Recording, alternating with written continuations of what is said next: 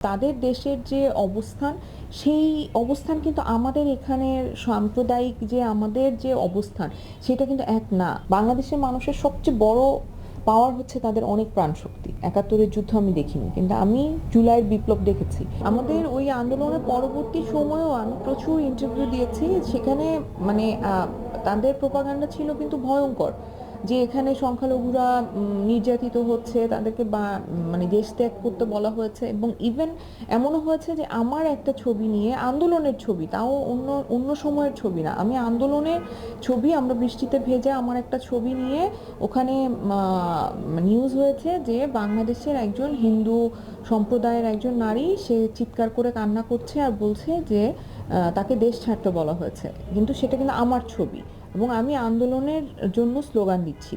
তো ওইখানে আমি কি বলছি সেটা বাংলায়, কিন্তু আমি বলছি আন্দোলনের কথা, কিন্তু ওনারা লিখছেন যে আমি বলছি নাকি যে আমাকে দেশ ছাড়তে বলা হয়েছে।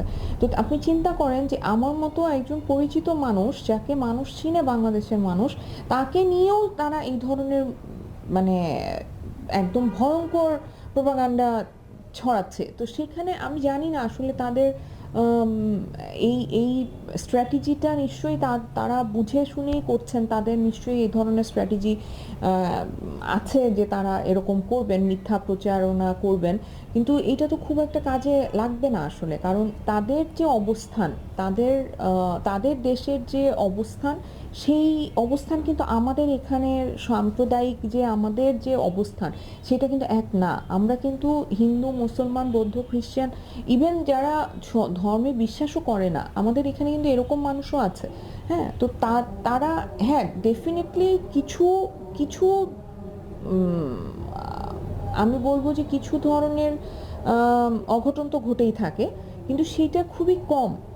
সেই পরিমাণটা এত বেশি না যেটার জন্য আমরা আসলে এটাকে এত হাইলাইট করব। হ্যাঁ, তো সেইটাকে এভাবে বাড়িয়ে প্রচার করাটা আমার কাছে, আমি জানি না এটা তাদের কোন ধরনের স্ট্র্যাটেজি, বাট আমার মনে হয় যে খুব শিগগিরই তারা তাদের ভুলটা বুঝতে পারবে এবং এই এই অপপ্রচার তারা বন্ধ করবে। আমার কাছে একটা জিনিস মনে হয়েছে যে আমাদের এখানে ইন্ডিয়ান প্রচার মাধ্যমগুলোতে খুব বেশি, যেহেতু ওরা ইংলিশে প্রচার করছে, সো এটাতে আমার ধারণা যে খুব বেশি মানুষ পর্যন্ত পৌঁছাচ্ছে। আমাদের এখানে যদি এইরকম চ্যানেলগুলোতে এরকম আয়োজন করা যায় যেখানে আমাদের নিউজগুলো আসলে ইংরেজিতে প্রকাশ করা হচ্ছে এবং টক শোগুলো করা হচ্ছে, যেগুলো বিশ্ব গণমাধ্যম পর্যন্ত পৌঁছাচ্ছে এবং তারা জানছে যে কি হচ্ছে, এটা আমার কাছে মনে হয় যে একটা ইম্পর্টেন্ট ইম্প্যাক্ট রাখতে পারে। কারণ ওরা তো নিজেরা নিজেদের মতো, এবং ওদের প্রশ্নগুলোও ভয়ঙ্করভাবে বায়াসড হয়, মানে প্রশ্নগুলো করেই এমনভাবে যেখানে মনে হচ্ছে যে বাংলাদেশে এক ধরনের যুদ্ধ পরিস্থিতি তৈরি হয়েছে, কিন্তু এরকম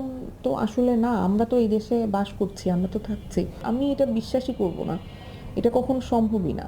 এগুলো এগুলো হয় মানে খুবই ইম্যাচিওর কথা। একটা স্বাধীন দেশকে কিভাবে এই এই যুগে এসে, এই সময়ে এসে এই এই কথা আসলে চিন্তাও করে যে একটা দেশ দখল করে নিয়ে চলে যাবে, এটা তো সম্ভব না। আমরা তো স্বাধীন সার্বভৌম একটা দেশ।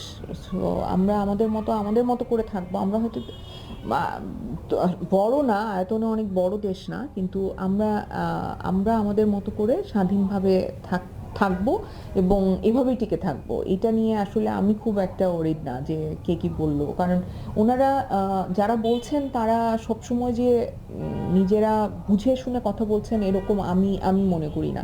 কারণ আমি একটা কথা বলে দিলেই তো আর সেটা হলো না। আমাদের ৭১-এর মুক্তিযুদ্ধের কথা আপনি যদি হিসাব করেন, আমরা তখন, আমাদের কি ছিল? আমাদের কিছু ছিল না। আমরা জাস্ট, এবং কারা যুদ্ধ করেছে? নিরীহ মানুষরা, যাদের কোনো ট্রেনিং ছিল না। ওই ওই ওই ওই অল্প কয়েকদিনের ট্রেনিংয়ে তারা কি শিখেছে? তাদের ভিতরে কি ছিল? শুধু প্রাণশক্তি। বাংলাদেশের মানুষের সবচেয়ে বড় পাওয়ার হচ্ছে তাদের অনেক প্রাণশক্তি। এটা আমি একদম দৃঢ়ভাবে বিশ্বাস করি এবং আমি এটা গল্পে পড়েছি। কারণ যুদ্ধ তো আর আমি দেখিনি, ৭১-এর যুদ্ধ আমি দেখিনি, কিন্তু আমি জুলাইয়ের বিপ্লব দেখেছি। সো জুলাইয়ের বিপ্লবে আমি দেখেছি যে মানুষের ভেতরে আসলে কি পরিমাণে শক্তি আছে, প্রাণশক্তি।